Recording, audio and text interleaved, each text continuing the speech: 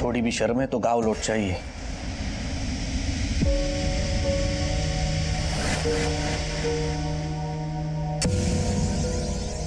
साहब हम अगर पुलिस को कांटेक्ट किया तो उन्होंने बोला कि प्रकाश की वाइफ ने कल रात प्रकाश की मिसिंग कंप्लेंट दर्ज करवाई थी। मैंने उसे बुला लिया सर।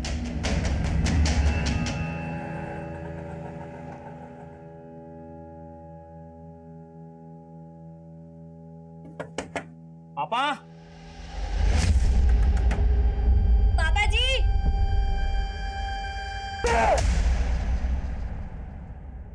सर, प्रकाश जी कल सुबह ऑफिस के लिए निकल गए थे। मैंने तभी उनको आखिरी बार देखा था। फिर ऑफिस जाने के बाद जब मैंने उनको फोन किया तो उनका मूड कुछ ठीक नहीं लग रहा था। प्रकाश जी, आज आप अपना टिफिन ले जाना भूल गए। देखो माधुरी, मैं तुमसे बात करने के मूड में नहीं हूँ, बाद में फोन करता हूँ। और फिर कल रात को जब वो ऑफिस से घर नहीं आए तो मैंने उनके ऑफिस वालों को भी फोन किया। वो कह रहे थे कि ऑफिस पहुंचने के बाद वो कहीं निकल गए। कहाँ के लिए निकल गए थे? सर, वो तो बोल रहे थे कि वो ब्लड डोनेट करने गए थे, पर मुझे उन पे भरोसा नहीं हो रहा है। वो कुछ ना कुछ तो छुपा रहे हैं।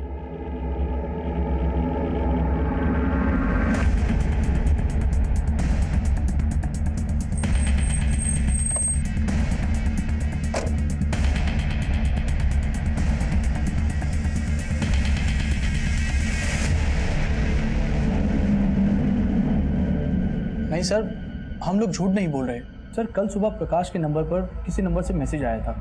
किसी बच्चे को ओ नेगेटिव ब्लड की जरूरत थी शायद। उसके बाद प्रकाश चला गया। एक बच्चे को ओ नेगेटिव ब्लड की जरूरत है और मेरा ओ नेगेटिव ब्लड ग्रुप है, तो बॉस को बोल देना मैं ब्लड डोनेट करने गया हूँ, थोड़ा इमरजेंसी है। वैसे प्रकाश ब्लड डोनेट करने कहाँ गया था? सर, ये तो हमें मालूम नहीं।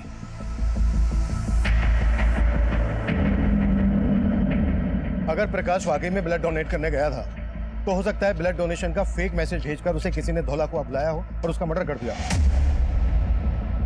चेक करो, कल सोशल मीडिया पर ऐसा कोई मैसेज वायरल हुआ है क्या जिसमें ओ नेगेटिव ब्लड की मांग की गई हो? प्रकाश और उसकी वाइफ के कॉल रिकॉर्ड्स भी निकलवाओ। उसके ऑफिस, अड़ोस पड़ोस में सब जगह पूछताछ करो।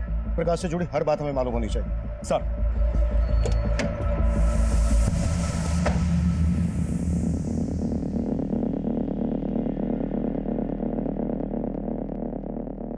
हम अपने रिश्तेदार के यहाँ गए थे, वहां से आकर देखा तो पापा ने आत्महत्या की थी। क्या तुम्हारे फादर की मौत की वजह वो सब बातें तो नहीं है जो हमें पहले पता चली थी? सर, उसमें कोई सच्चाई नहीं थी। सच तो ये है सर कि पापा जी उन सारी बातों से बहुत दुखी थे। ठीक से खा पी भी नहीं रहे थे। हम सोच भी नहीं सकते थे कि पापा ये कदम उठाएंगे।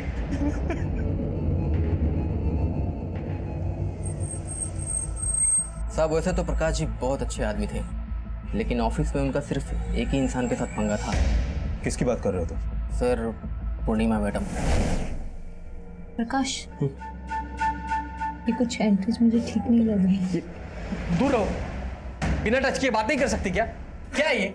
हाँ, मैंने तुमसे कितनी बार कहा है कि मैं एक शादीशुदा इंसान हूँ और तुम जो सोच रही हो ना वैसा कुछ नहीं हो सकता। सर, उन्हें कुछ कहना ही था तो मुझे अकेले में कह दिया होता।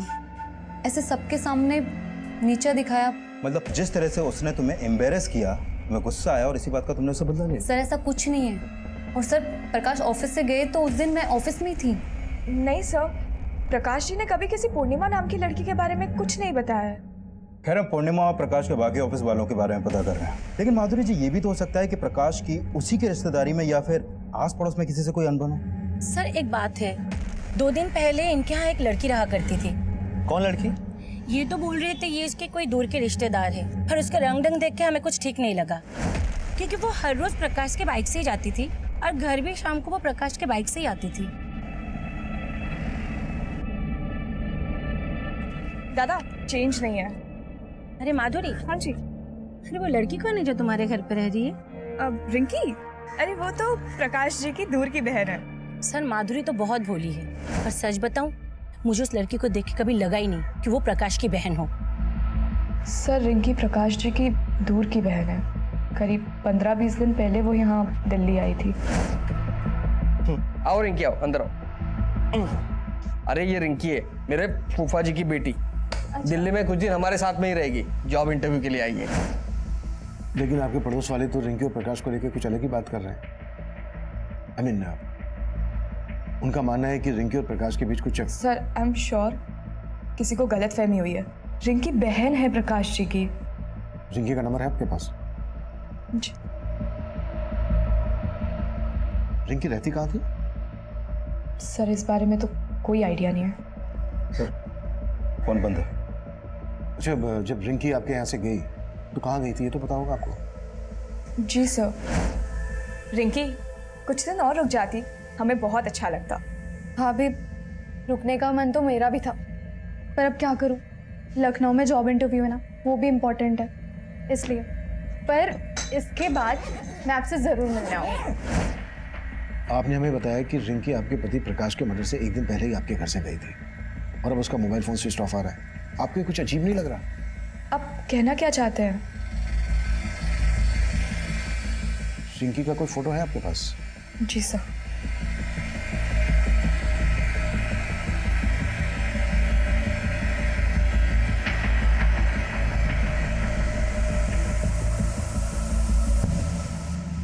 रिंकी के कॉल रिकॉर्ड्स और एक्टिविटीज पता करो। प्रकाश के कत्ल से एक दिन पहले रिंकी का प्रकाश के घर से जाना और अब रिंकी का मोबाइल फोन स्विच ऑफ आना, ये कुछ ठीक नहीं लग रहा है। पानी देना।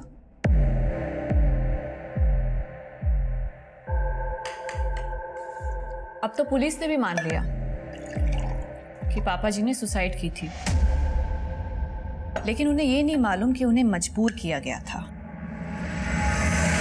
लेकिन सच तो तुम भी जानते हो और मैं भी। क्या क्या कहना क्या चाहती हो?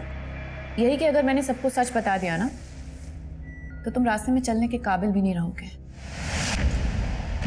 ये क्या बोल रही है तू? पुलिस ने कहा था मुझसे कि बिना डरे सब सच बता दूं।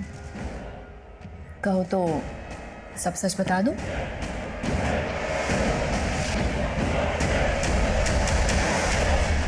पानी दो मुझे।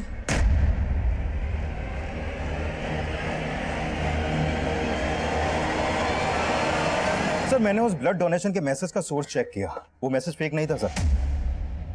गोविंदपुरा में एक हॉस्पिटल है जहां वाकई में एक बच्चे को ओ नेगेटिव ब्लड की जरूरत थी और मैंने कंफर्म किया कि प्रकाश ने अपना ब्लड वहां पे डोनेट किया था। सर प्रकाश के बारे में अभी तक जो भी सामने आया उससे ये तो साफ है कि प्रकाश काफी हेल्पफुल इंसान था। प्रकाश कितना हेल्पफुल आदमी था ये तो हमें रिंकी ही बता सकती है। रिंकी की कोई इंफॉर्मेशन? सर रिंकी का फोन नंबर पानीपत के एड्रेस पर रजिस्टर्ड है और प्रकाश की हत्या से एक दिन पहले रिंकी और प्रकाश इन दोनों का फोन जनकपुरी में एक साथ काफी टाइम तक एक्टिव था। लेकिन सर इन दोनों के बीच में फोन पर कोई बात नहीं होती थी और सब लोग बोल रहे हैं कि रिंकी लगभग 15 दिन तक प्रकाश के घर में रही थी। और मैंने प्रकाश की वाइफ के कॉल रिकॉर्ड चेक किए सर, उसमें कुछ भी सस्पिशियस नहीं मिला। हो सकता है रिंकी और प्रकाश मोबाइल फोन पर किसी ऐप के जरिए बात करते हो।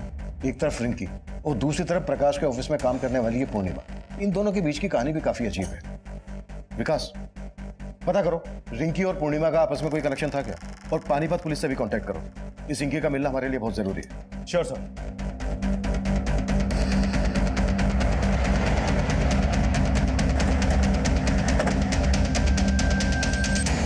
ये लड़की दिल्ली में थी? तुम जानते हो इसे? जी सर, इसका नाम रिंकी है। तकरीबन 15 दिन पहले इसके फादर ने यहाँ मिसिंग कंप्लेंट दर्ज कराई थी और फिर 2 दिन पहले रिंकी की लाश हमें मिली। रिंकी की लाश? जी सर, बहुत ही ब्रूटल मर्डर था सर। लाश के पास से हमें एक फोटो आईडी मिली रिंकी की और उसके फादर ने भी शिनाख्त कर ली थी कि वो लाश रिंकी की ही थी। 5 दिन पहले तक रिंकी प्रकाश के साथ दिल्ली में रह रही थी और जिस दिन रिंकी प्रकाश के घर से गई उसके अगले ही दिन हमें प्रकाश की लाश मिली और उसके 2 दिन बाद रिंकी की लाश मिलती है यहाँ पानीपत में और प्रकाश की लाश मिली थी हमें दिल्ली में। लेकिन सर हमारे इन्वेस्टिगेशन में प्रकाश नाम के किसी आदमी की जानकारी हमें नहीं मिली। लेकिन प्रकाश ने अपनी वाइफ को बताया था कि रिंकी उसकी दूर की बहन है। वेल, हमें रिंकी के फादर से मिलना है, शायद वो प्रकाश के बारे में जानते हो। सर अब रोने से क्या होगा, गई तो गई, ससुरी औलाद ही ऐसी पैदा हो गई थी। चुप चुप, कोई जरूरत नहीं है ऐसी लड़की के लिए रोने की। एकदम आवाज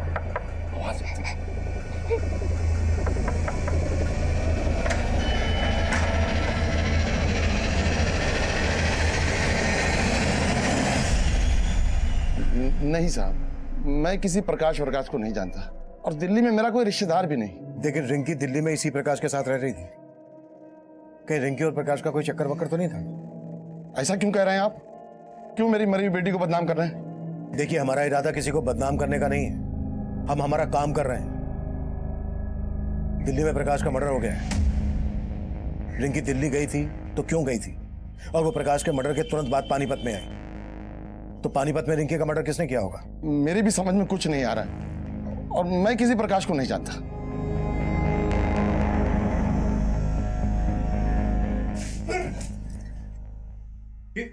ये क्या बेवकूफी है? देख नहीं रहे हो दिन निकल आया है? हाँ, और तुम घोड़े बेच के सोए हुए हो। कपड़े और बर्तन कौन साफ करेगा? ये सब काम मैं करूंगा? पागल है क्या तू? नहीं तो कौन करेगा? और उसके बाद तो खाना भी बनाना है तुम्हें मेरे लिए। तेरी मर्दानगी अब नहीं चलेगी, समझा? और तूने ज्यादा कोशिश की ना तो चीख चीख के यहाँ सबको इकट्ठा कर दूंगी और फिर बोलूंगी सबसे कि कैसे तू मजबूर करता था मुझे। हद से ज्यादा आगे बढ़ रही है तू। हदें तूने पार की हैं। अब जाके मुझे तुझे काबू में करने का मौका मिला है। जैसा कह रही हूँ वैसा कर। जेल में चक्की पीसने से तो बेहतर है ना कि घर का चौका बर्तन कर, समझा? अब चल शुरू हो जा।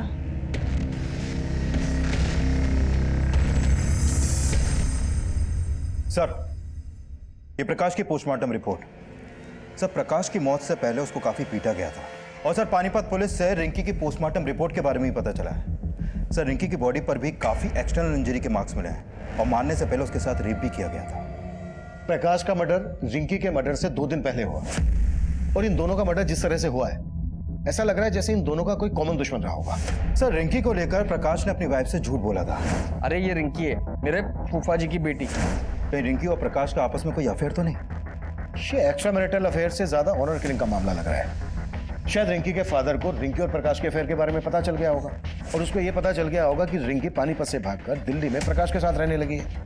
इसलिए रिंकी के फादर ने प्रकाश को यहाँ मार डाला और रिंकी को पानीपत ले जाकर मार डाला होगा ताकि दोनों केस आपस में कनेक्टेड ना लगे। लेकिन सर, रिंकी का रेप हुआ है। क्या आपको वाकई में लगता है कि रिंकी के रेप और मर्डर में इसके बाप का हाथ होगा? रिंकी के फादर को ऐसे हम क्लीन चिट नहीं दे सकते।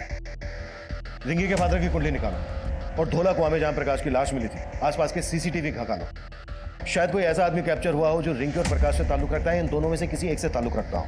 इन दोनों के कॉल रिकॉर्ड से हमें कुछ नहीं मिला है। इन दोनों के सोशल मीडिया अकाउंट चेक करो, शायद वहां से कुछ मिल जाए। Right sir.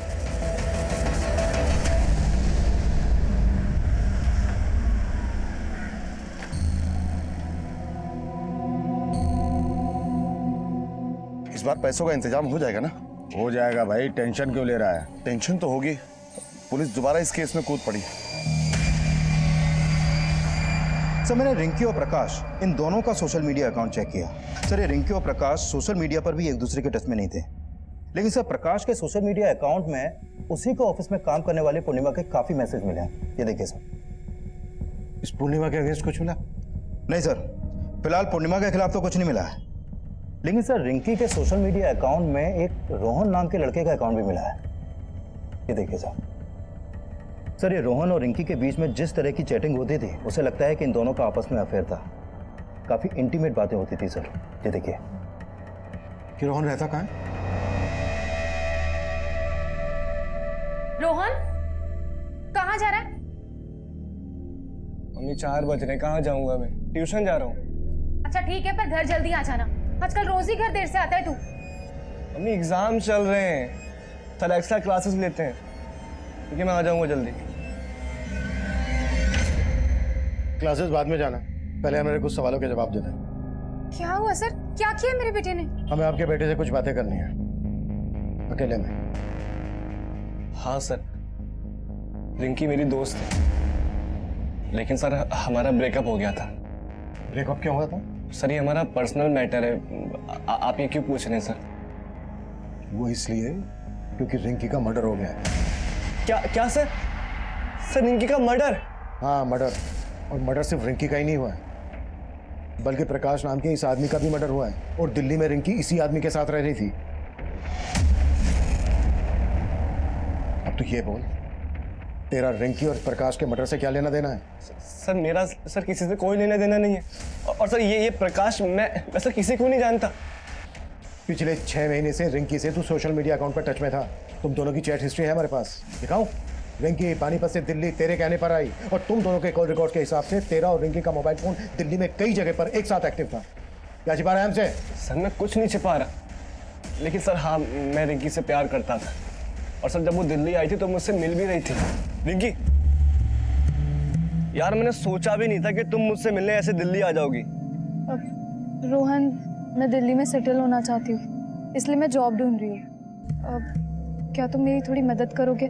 ऑफ कोर्स यार, मैं तुम्हारे लिए जॉब ढूंढ देता हूँ। Thank you. अब ना मैं ट्रैवलिंग करके बहुत थक गई हूँ, तो तुम्हारे घर चले? मेरे घर? रिंकी मैं तुमको अपने घर नहीं ले आ सकता। और सर इसी बात से नाराज होकर उसने बोलचाल बंद कर दी। डीएनए करवा उसका, और जब तक डीएनए रिपोर्ट नहीं आ जाती है हमसे बिना पूछे शहर से बाहर नहीं जाएगा।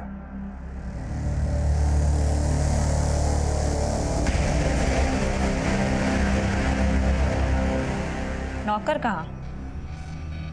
तुम तो पति हो मेरे, फिर बीवी की सेवा करने से क्या परहेज? सेवा? जी तो करता है तेरा गला दबा दूं। फिर तो तुम्हारे बचने की रही सही कसर भी नहीं बचेगी। पुलिस से बचना चाहते हो ना, तो मुझे बचा के रखो और जरा प्यार और नजाकत से पेश आओ। कांच हूं मैं, चटक गई ना तो खूनम खून तुम हो जाओगे। ये लड़का रिंकी का दोस्त है, हो सकता है रिंकी के साथ ये लड़का भी यहाँ पर कभी आया हो। नहीं सर, ये लड़का कभी नहीं आया यहाँ। सर, रिंकी का फोन अभी अभी पालम में एक्टिव हुआ था और फोन अभी भी चालू है। व्हाट?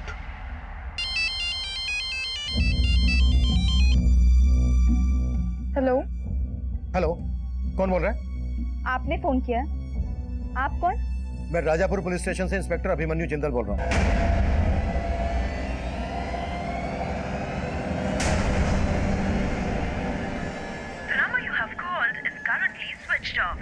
रिंकी का फोन किसी लड़के ने उठाया था और अब स्विच ऑफ। विकास, पालम में जहां रिंकी का फोन एक्टिव हुआ था वहां अपनी एक टीम भेजो। हो सकता है हमारा ध्यान भटकाने के लिए किसने रिंकी का फोन एक्टिव किया हो, और अपने खबरियों को रिंकी का फोटोग्राफ दो, पता लगवाओ कि पालम में रिंकी का कहां आना जाना था। रिंकी के फादर से भी मिलो। सर। रोहन, रोहन,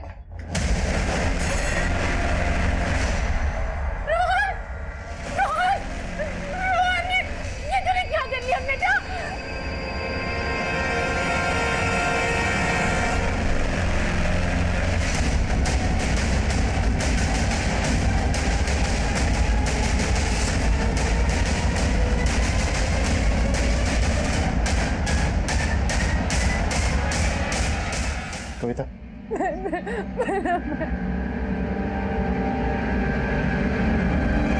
सर पहले रोहन से बात करके ऐसा लगा नहीं था कि वो हमारी पूछताछ की वजह से सुसाइड कर लेगा। हमें यह भी समझना होगा कि अचानक से रिंकी के फोन एक्टिव होने का क्या चक्कर है, और उसके बाद रोहन ने सुसाइड किया। पानीपत पुलिस ने हमें बताया था कि उन्हें जिस लड़की की लाश मिली थी उसका चेहरा काफी बिगड़ा हुआ था। उस लड़की की लाश के पास से उन्हें रिंकी का आईडी मिला, तो उन्होंने मान लिया कि यह लाश रिंकी की है। अगर हम ये मानकर चलें कि वो लाश रिंकी की नहीं थी तो क्या पॉसिबिलिटीज हो सकती हैं? लुक, हम पहले रिंकी को प्रकाश के मर्डर में इन्वॉल्व मानकर चल रहे हैं, तो हो सकता है इस मर्डर चार्ज से बचने के लिए रिंकी ने एक कत्ल किया और खेल रचा हो। सर अगर इस लिहाज से देखा जाए तो रिंकी का बाप भी हमारा स्ट्रॉन्ग सस्पेक्ट बनता है, क्योंकि उसी ने उस लाश की शिनाख्त की थी और माना था कि वो लाश रिंकी की है।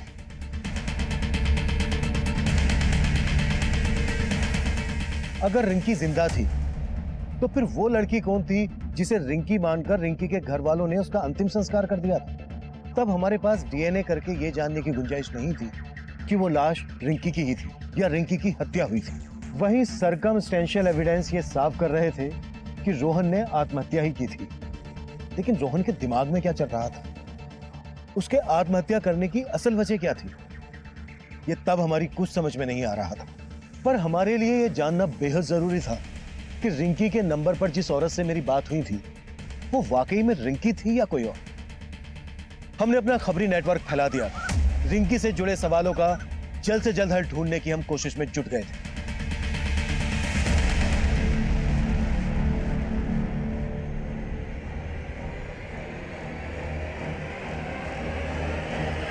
रिंकी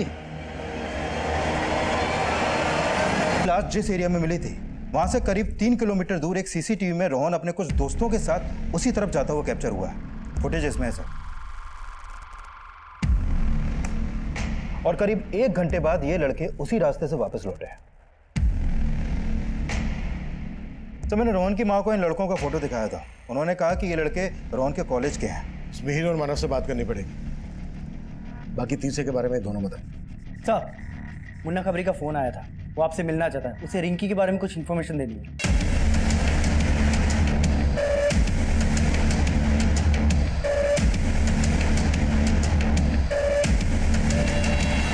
सर मुझे कोई गलतफहमी नहीं हुई है, वो लड़की यही थी सर, रिंकी।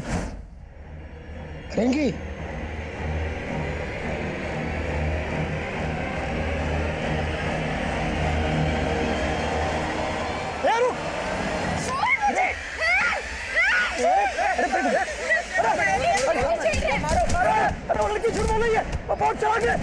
इससे पहले कि आप लोगों को खबर देता उसने मुझे झूठा आरोप लगा के लोगों से पिटवा दिया। ये बहुत बड़ा गेम लगता है विकास। रिंकी वाकई में जिंदा है, लेकिन सवाल ये है कि वो लाश किस लड़की की थी जिसकी रिंकी के फादर गणपत ने रिंकी के नाम से शिनाख्त की थी। विकास, हो सकता है रिंकी का फादर भी रिंकी की साजिश में इन्वॉल्व है और उसे पता हो रिंकी इस वक्त कहाँ है। तलब करो उसे। सर हेलो सर, रोहन के उन तीनों दोस्तों को थाने ले आया।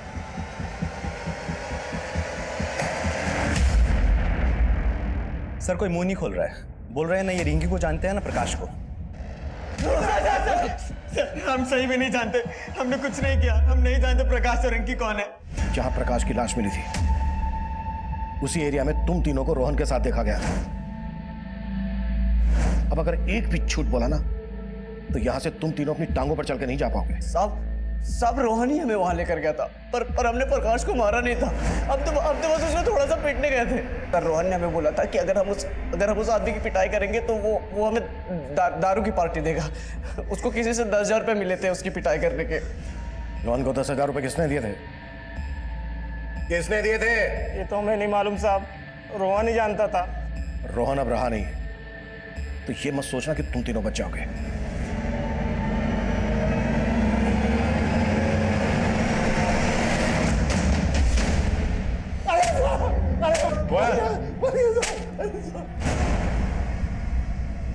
बोल रिंकी कहाँ? क्या कह रहे हैं साहब? यही साहब तो थे जो रिंकी की लाश दिखाए थे साहब। अब आप पूछ रहे हैं रिंकी कहाँ? और टंकी बंद कर। जिस लाश की शिनाख्त तूने की थी वो रिंकी की नहीं थी। रिंकी जिंदा है अभी। और अब ये बोल अभी कहाँ है वो?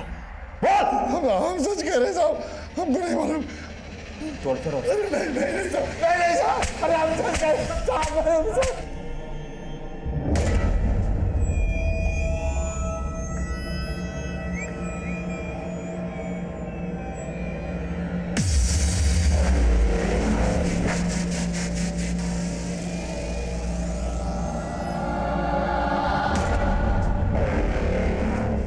हम तब ये मानकर चल रहे थे कि जिस लड़की की लाश की शिनाख्त रिंकी मानकर की गई थी, उसकी हत्या में रिंकी और रिंकी के साथ रोहन भी इन्वॉल्व होगा, क्योंकि उस लड़की का रेप भी हुआ था। लेकिन उस लड़की की बॉडी पर मिले डीएनए रोहन के डीएनए से मैच नहीं हुए थे, और रोहन के दोस्त भी यही कबूल कर रहे थे कि उन्होंने प्रकाश को सिर्फ पीटा था। फिर रोहन ने क्यों और किस डर से सुसाइड किया, इसकी असल वजह अब भी रहस्य बनी हुई थी, और जल्द ही हमारे सामने एक नई जानकारी आई।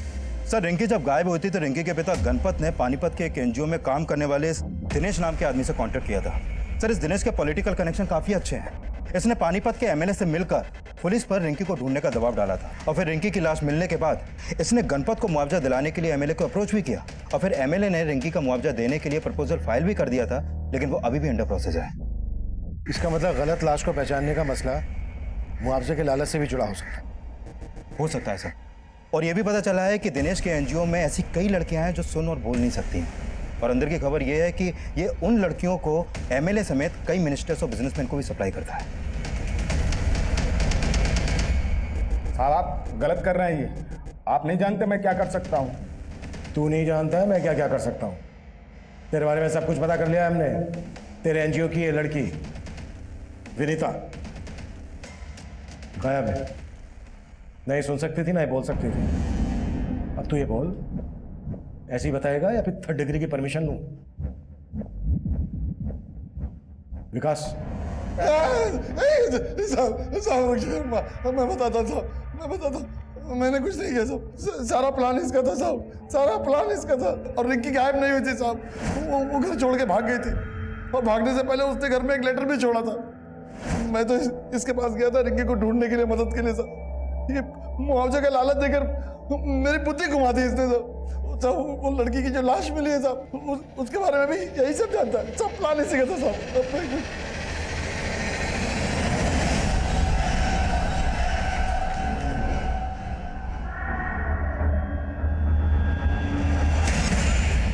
उसको मारकर मैंने उसका चेहरा बिगाड़ दिया, रिंकी की आईडी उसके पास रख दी। तब तक गणपत ने उसकी शिनाख्त कर ली साहब। मैंने सोचा कि इसकी बेटी के लिए सरकार से कुछ मुआवजा दिला देंगे और आधा आधा बांट लेंगे, लेकिन साहब प्रकाश के मर्डर से हमारा कोई लेना देना नहीं है साहब। अब ये बोलो, रिंकी कहाँ है? मुझे नहीं मालूम साहब, मुझे नहीं मालूम।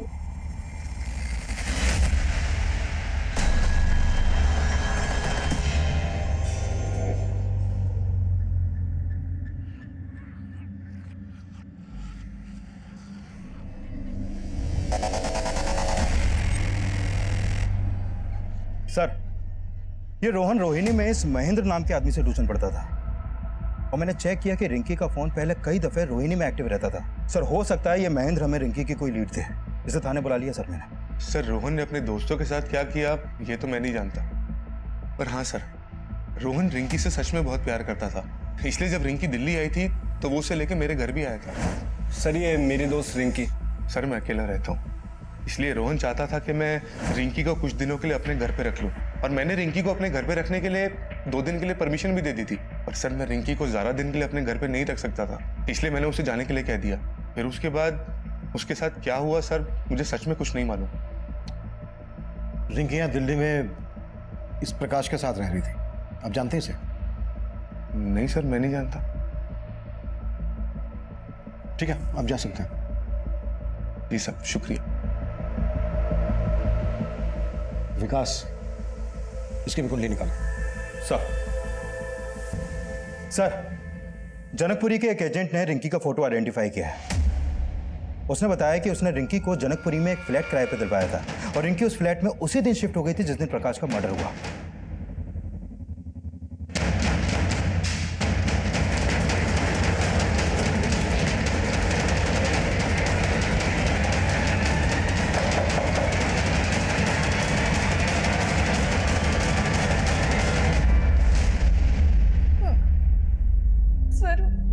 प्रकाश जी को नहीं मारा। तो अब तक सामने क्यों नहीं आई थी? सर, मैं अपने पापा से तंग आ गई थी, इसलिए घर से भाग के दिल्ली चली आई, और फिर मुझे मालूम पड़ा कि मेरे पापा ने दूसरी लड़की को मेरी लाश मानकर उसका अंतिम संस्कार कर दिया था। सर, मैं बहुत डर गई थी, इसलिए छिपी हुई थी। छिपी इसलिए थी क्योंकि तुम प्रकाश के मर्डर में इन्वॉल्व हो, अब सच सच बोलना, तुम्हारे और प्रकाश के बीच क्या रिश्ता था? सर जैसा आप सोच रहे हैं वैसा बिल्कुल नहीं है सर, बल्कि प्रकाश जी ने तो मुझे अपने घर में रहने की जगह दी थी। उनकी वाइफ और उनके साथ मैं घुल मिल गई थी, लेकिन मुझे क्या पता था कि सिचुएशन इतनी वियर्ड हो जाएगी।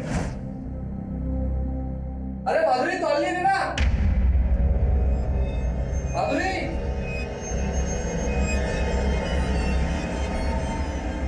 अरे माधुरी तौलिए दो। रिंकी, रिंकी, हाँ देखना प्रकाश जी क्या मांग रहे हैं। मेरे हाथ में आटा लगा हुआ है।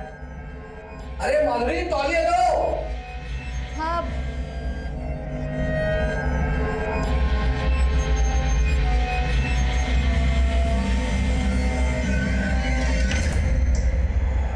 सॉरी।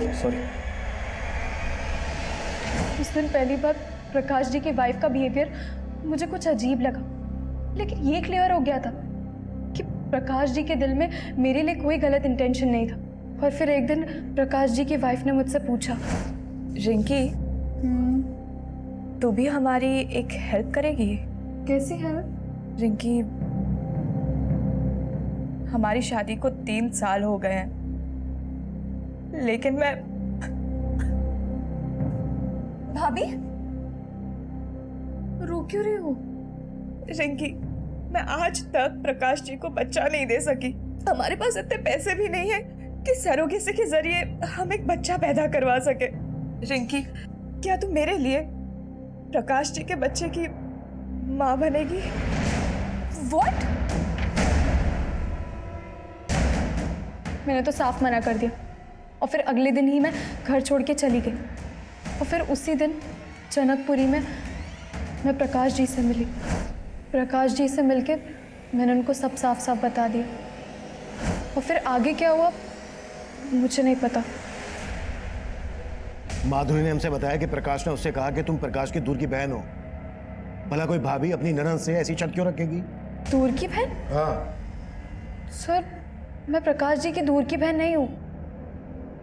मुझे तो माधुरी लेकर। सर, मैं प्रकाश जी की दूर की बहन नहीं हूँ। मुझे तो माधुरी लेकर आई थी। प्रकाश जी, ये रिंकी है। अच्छा, मेरे दूर की बहन। तो तुम माधुरी की दूर की बहन हो? नहीं सर, मेरा तो उनसे भी कोई रिश्ता नहीं है, बल्कि मुझे तो रोहन के ट्यूशन टीचर ने माधुरी से मिलवाया था। मैं बताता हूँ साहब, सब माधुरी को मैंने इंद्रजीत जानता था साहब।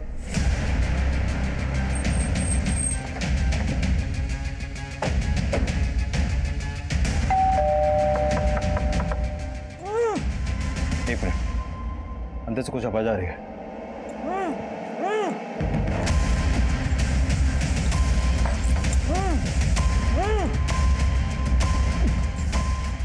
दरवाजा तोड़ो। किसने बांधा तुम्हें? मेरी बीवी ने। मालूम है मैंने जो अपने पति के साथ किया वो गलत किया, लेकिन सर वो उसी लायक है। सर मैं आपको बहुत पहले सब सच सच बताना चाहती थी, लेकिन समझ में नहीं आ रहा था कि अपने पति और बहन की करतूतों का बखान किस मुंह से करती। मेरे पति की वजह से मेरे ससुर जी ने सुसाइड किया सर। तुम दोनों जीजा साली के अफेयर का चिट्ठा खुल चुका है। अब चुप रहने से कोई फायदा नहीं है। चलो फटाफट हो जाओ शुरू। तो मैंने शादी भले वीना से की थी, लेकिन मैं माधुरी को अपनी दूसरी बीवी बनाकर रखना चाहता था। माधुरी, तेरी और वीना की माँ तो मर गई है, लेकिन हमारे बीच मेरा बाप भी रोड़ा बना हुआ है। ये क्या बकवास कर रहा है तू? अपनी शादीशुदा साली को तू अपनी दूसरी बीवी बनाना चाहता है? मेरा बाप रोड़ा बना हुआ था तो मैंने उसको उसी की नजरों में गिरा दिया। मेरे ही कहने पर उस आदमी ने मेरे बाप को सबके सामने बेइज्जत कर दिया। तो इस तरह से तूने अपने बाप को सुसाइड करने पर मजबूर किया। किसने मदद की तुम लोगों की इसमें? महेंद्र मेरा दोस्त था सर। ऐसे ही बातों बातों में उसने मुझे कहा कि एक कोई लड़की है जो अपना घर छोड़कर भाग कर आई है और उसको पीजी की जरूरत है। तो हमने रिंकी के जरिए प्रकाश को ब्लैकमेल करने का प्लान बनाया। मैं चाहती थी रिंकी मेरी बातों में आकर एक बार प्रकाश के साथ सो जाए और मैं उनकी तस्वीरें खींच लूं, ताकि प्रकाश से दूर रह सके। तो इस तरह से तूने अपने बाप को सुसाइड करने पर मजबूर किया। किसने इसमें मदद की तुम लोगों की इसमें? महेंद्र मेरा दोस्त था सर। ऐसे ही बातों बातों में उसने मुझे कहा कि एक कोई लड़की है जो अपना घर छोड़कर भाग कर आई है और उसको पीजी की जरूरत है। तो हमने रिंकी के जरिए प्रकाश को ब्लैकमेल करने का प्लान बनाया। मैं चाहती थी रिंकी मेरी बातों में आकर एक बार प्रकाश से तलाक की वजह भी मिल जाए और ज़्यादा से ज़्यादा एलिमनी भी वसूल हो सके। पर रिंकी तुम्हारी बातों में नहीं आई और उसने सब कुछ प्रकाश को बता दिया। तुम इतनी गिरी हुई होगी ये मैंने सोचा तक नहीं था। अब तलाक मैं तुम्हें दूंगा और एक फूटी कौड़ी नहीं मिलेगी तुझे। हमने उसी वक्त सोच लिया था कि अगर प्रकाश को हम जिंदा छोड़ेंगे तो वो हमारे प्लानिंग पर पानी फेर देगा। तो रोहन को वो 10,000 रुपए तूने ही दिए थे? जी साहब, लेकिन मैंने रोहन को प्रकाश का मर्डर करने के लिए नहीं बोला था साहब। मैंने तो सिर्फ पीटने के लिए बोला था साहब। उन्होंने जहां प्रकाश को पीटा था वहां मैं भी मौजूद था।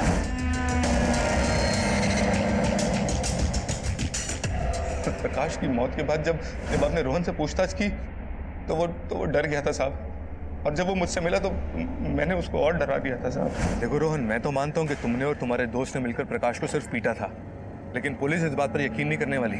और सबसे जरूरी बात यह है कि अब तो उन्हें रिंकी की लाश भी मिल गई है। अगर तुमने मेरा नाम लिया ना, मैं तो सिर्फ कुछ ही दिनों के लिए अंदर जाने वाला हूँ, मुझे थोड़ी सी सजा होगी, लेकिन तुम पे 2-2 मर्डर केसेस लगेंगे, फांसी हो जाएगी तुम्हें।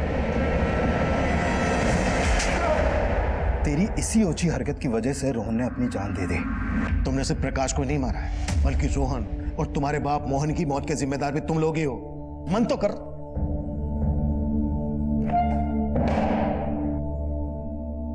अनैतिक रिश्ते वो मीठा जहर है जो मुंह लगते ही इंसानी सोच और समझ को खोखला करना शुरू कर देता है और देखते ही देखते अपराध के एक ऐसे भंवर में फंसा देता है जहां से वापसी के सभी दरवाजे बंद हो गए होते हैं। इंद्रजीत और माधुरी भी इसी राह पर थे और वो पूरी जिंदगी सलाखों के पीछे यही सोचकर पछताएंगे।